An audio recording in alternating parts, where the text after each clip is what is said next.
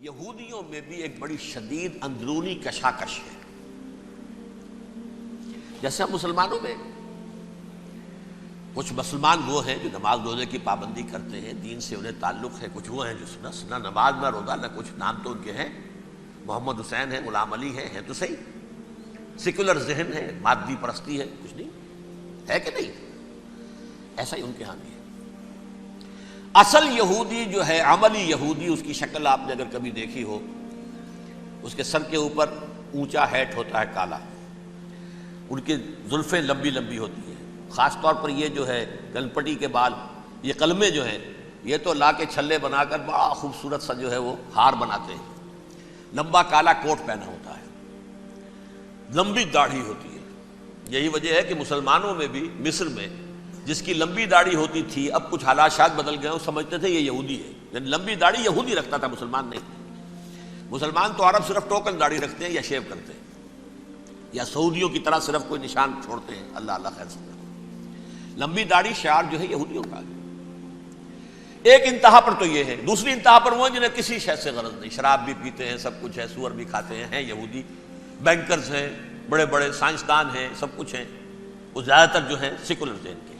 کچھ بیچ بیچ میں بھی ہے، جیسے یہ ایریل شیرون ہے، ویسے شیوڈ ہے، داڑھی تو نہیں ہے اس کے، لیکن سر پہ وہ ضرور وہ جو ہے اس کی ٹوپی سی آپ کو رکھی نظر آ جائے گی. یہ ہے درمیانی یہودی ہونے کا نشان، کہ ایک شعار انہوں نے اپنا جو ہے برقرار رکھا ہوا. وہ ایک ٹوپی چپکی ہوئی سے ہوتی ہے، وہ ٹوپی کیا ہوتی ہے پتہ نہیں، کیسے چکی رہتی ہے مجھے نہیں معلوم.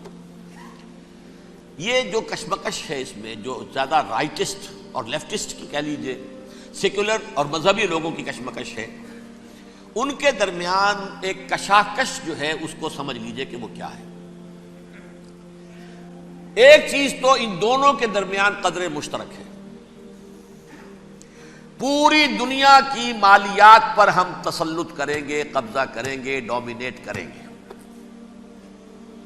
لوگوں کو ہم بنا کر رکھ دیں گے حیوان، ملٹی نیشنل کمپنیاں ہوں گی، انہی کا راج ہوگا، انہی کی حکومتیں ہوں گی، انڈسٹری انہی کے ہاتھ میں ہوگی. لوگ یا مزدوروں کی حیثیت سے کام کریں گے، یا تھوڑے سے مینیجرز ان میں سے بھی ہم لے کر کچھ تنخواہیں ان کو بھی دے دیں گے.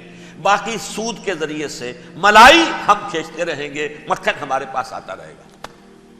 ورلڈ ڈومینیشن، اکنامک ڈومینیشن، یہ تو دونوں کے نزدیک متفق علیہ.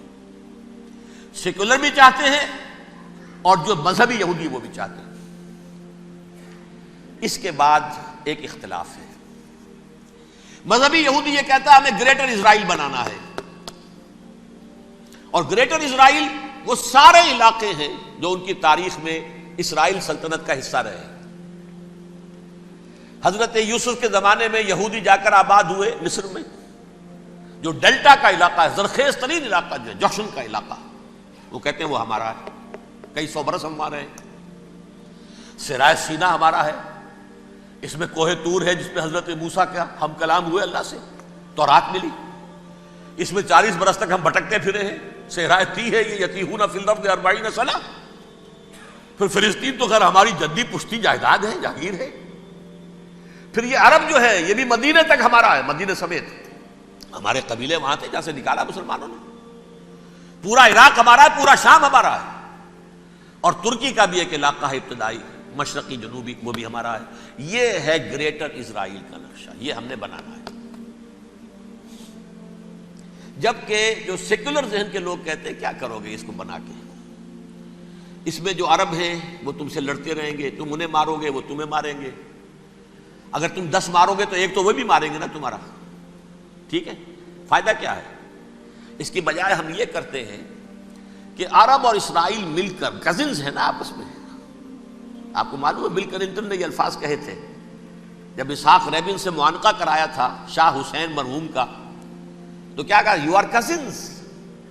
حضرت ابراہیم کے 2 بیٹوں سے نسل ہے نا، حضرت اسماعیل سے عرب ہے، حضور ہے، اور حضرت اسحاق سے یہ بنی اسرائیل ہے، کزنز ہے. You are cousins. تو ہم کزنز مل کر ایک اکنامک یونٹ بناتے ہیں، جیسے ایشیا پیسیفک ایک یونٹ بن گیا ہے، آسیان ایک یونٹ بن گیا ہے، وغیرہ وغیرہ.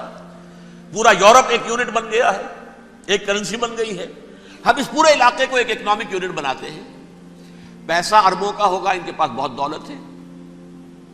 تیل ان کا ہوگا، بہت تیل ہے ان کے پاس، مزدور ان کے ہوں گے، بڑی تعداد ہے ان کی، مینجمنٹ ہماری ہوگی، ٹیکنیکل نو ہاؤ ہمارا ہوگا، سائنسدان ہم ہوں گے، ملائی ہم کھاتے رہیں گے، چھاچھ ان کو دیتے رہیں گے۔ تو ہمیں آم کھانے ہیں، پیڑ گننے کی کیا ضرورت ہے؟ خام خواہ ان کی دشمنی مول لیں، زیادہ دشمنی بڑھائیں۔ یہ اس چھوٹے سے اسرائیل کو تسلیم نہیں کرتے، ہم گریٹر اسرائیل کو کیسے تسلیم کر لیں گے؟ یہ لہذا اس خیال کو دل سے نکال دو۔ یہ اختلاف ہو گیا نمبر ایک، بہت بڑا اختلاف۔ لیکن نمبر دو، اس اختلاف میں اتفاق یہ پیدا کیا گیا، یہاں ایک بات ہم آپ کی مانتے ہیں، ہم کسی بھی پیس پروسیس میں یروشلم نہیں دیں گے ان کو، عربوں کو۔ یہ انڈیوائیڈڈ دارالخلافہ رہے گا اسرائیل کا۔ اور نمبر دو، مسجد اقصیٰ اور قبۃ الصخرہ کو گرا کر تھرڈ ٹیمپل بنائیں گے۔ یہ مذہبی یہودیوں کو اتنی رشوت اگر وہ نہ دیں تو وہ ان کے ساتھ کام کرنے کو تیار ہی نہیں ہے۔ یہ پورا پس منظر سمجھ لیجئے، اصل میں بٹوین دی لائنز سمجھے بغیر یہ خبریں جو آپ پڑھتے ہیں۔ ادھر امریکہ کا معاملہ کیا ہے؟ ایک طرف وہ پشت پناہ ہے، حمایتی ہے، پروٹیکٹر ہے، محافظ ہے اسرائیل کا۔ اسرائیل امریکہ ہی کی آؤٹ پوسٹ سمجھ لیجئے، اسی کی ایک ریاست سمجھ لیجئے۔ لیکن اس کے ساتھ ہی وہ اپنی جو دنیاوی عالمی مصلحتیں ہیں، اتنی بڑی قوم عرب کی جو ہے اسے بھی دشمن تو نہیں بنانا چاہتا، ان میں بھی ماڈریٹس کو چاہتا ہے کہ رہے ماڈریٹس، یہ جو ہماری جیب میں ہے، حسنی مبارک ہو، شاہ فہد ہو، جو ہماری جیب میں ہے، ورنہ یہ کہ وہاں پر اگر زیادہ ریڈیکل لوگ آ گئے تو ہمارا ویسے ہی بیڑا غرق ہوگا۔ لہذا وہ جبر کرتے رہے ان پر کہ صلح کرو کوئی نہ کوئی۔ یہ صلح کے لیے دباؤ امریکہ کا ہے، اسرائیل نہیں چاہتا صلح، دباؤ ہے امریکہ کا۔ اب میں آپ کو یاد دلاتا ہوں، خلیج کی جنگ ختم ہوئی، بش، یہ باپ اس کا جو اب ہے بش، اس کا بڑا بش جو سینئر، اس کی پاپولیرٹی ریشو جو ہے 89% تھی اس وقت امریکہ کے اندر۔ اس نے اتنی بڑی جنگ فتح کی تھی اور چند امریکی مرے صرف، لیکن اس نے ایک موقف اختیار کیا یہود کے خلاف۔ $10 بلین منظور ہو چکے تھے، اسرائیل کو دیے جانے تھے نئے سیٹلمنٹس بنانے کے لیے اسرائیل میں۔ انہوں نے کہا یہ رقم میں ایشو نہیں کروں گا جب تک پیس پروسیس شروع نہیں کرتے۔ یہ دباؤ تھا جس کے آگے گھٹنے ٹیکنے پڑے $10 بلین کے لیے، لیکن اس کا بدلہ یہ چکایا کہ الیکشن میں ہرا دیا اسے۔ حالانکہ وہ ہیرو، فاتح، خلیج کی جنگ کا فاتح، 89% ریٹنگ، الیکشن میں 0، دباؤ تھا۔